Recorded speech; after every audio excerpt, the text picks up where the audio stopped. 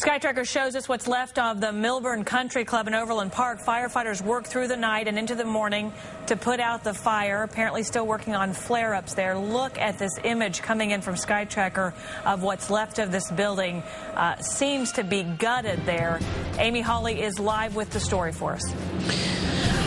Hi. They're still putting out hotspots right now. And in fact, take a look back behind me. You can see them doing it right now. Obviously, it's very understandable that there's still hotspots the next day because when you see exactly what this fire did last night, it grew out of control very quickly. It burned from about 4:30 to about 9:30 yesterday. Take a look at our video real quick. The fire fanned the flames, like I said, for several hours, and the high winds fanned it. In fact, people I talked to said that they could see it and smell it many miles away from here, which is we're about at like Metcalf and 69th Street. And investigators are here searching for clues right now, trying to figure out exactly what caused this 3-alarm fire yesterday. Captain Brian Rettelsheimer with the Overland Park Police Fire Department is here right now, and you guys are looking at a couple of things. Mainly, possibly, it's starting on the roof. Yeah, the stories or the investigation is leading us to a possibility of some construction workers working in the area.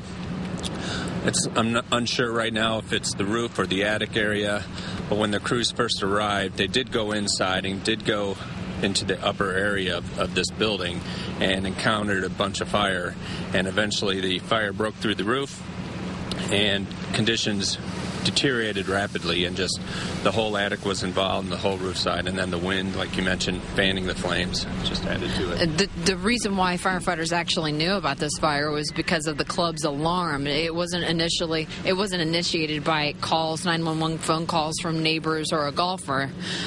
So you're thinking that this fire may have burned or smoldered for a while. Yeah, the indications are that the fire may have had a 45-minute to an hour head start. Like you mentioned, there was an automatic alarm that came in, and that's typically a one-truck response. When they arrived on the scene, they immediately called for a regular. About that same time, a golfer, I believe, called 911 to report the fire. So, very hard fire to put out, obviously. That coupled with no sprinklers in this place. Yeah, it's my understanding the building was built in 1917, and the stone structure was the original structure where the fire originated.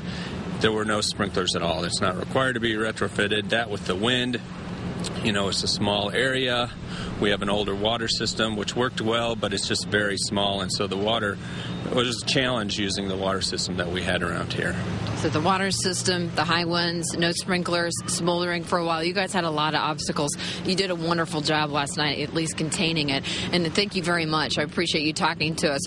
In fact, we were talking about it earlier. The pro shop, they salvaged the pro shop. That will be saved. There was no fire damage to the golf course. Of course, people love the golf course out here, so that will be saved as well. Mainly the dining and the kitchen area, the old part, as he was talking about, that is what cannot be salvaged at all. And they're still trying to determine the cause, how much damage is actually, hundreds of thousands of dollars, of course, they're saying.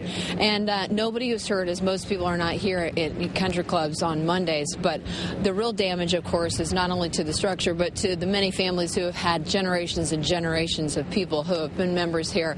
And, of course, the staff who depend on not only their jobs, but December and the holidays are typically their biggest months, as they depend on tips and things like that. So we're looking into seeing if there's a way to donate to those staff members who have lost their jobs here. Live at Milburn Country Club in South Overland Park, Amy Hawley, NBC Action News.